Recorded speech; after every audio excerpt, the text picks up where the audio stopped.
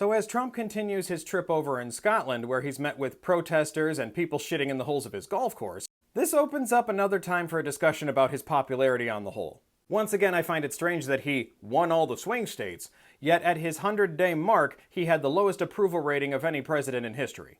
And even the issues of which people were agreeing with him are taking a huge tanking. And this is according to numerous different polls. For example, his approval rating is not only about 37%, but it's only 29% among independents.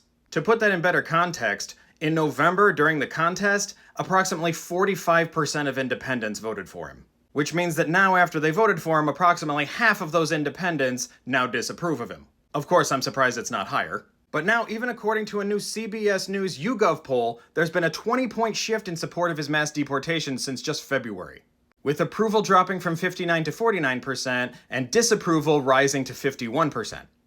Which it's kind of crazy to have to say this, but this officially means that now more people disapprove of his mass deportations than approve of them. Again, this is mostly because of people hearing and seeing more news stories about the excess of the frozen water agents and those people caught up in their dragnet. But again, I'm surprised the disapproval's not higher. And this one is especially telling because you see all of those MAGA trolls out there saying, oh, they're doing great under Trump. According to that CBS YouGov poll, only 18% of people said they were now better off financially because of his policies, whereas half the people said they were doing worse. Which makes sense because due to his stupid economic policies, his trade wars, his tariffs, etc., inflation is rising, prices are rising, and many people are losing their jobs and their healthcare. Which, on that same topic, according to the poll, a whopping 2/3 of Americans believe Trump's policies are making food and groceries more expensive. Which means the other 38% are just in denial. And even a Fox News poll released on Tuesday found that 62% of voters disapprove of his handling of inflation.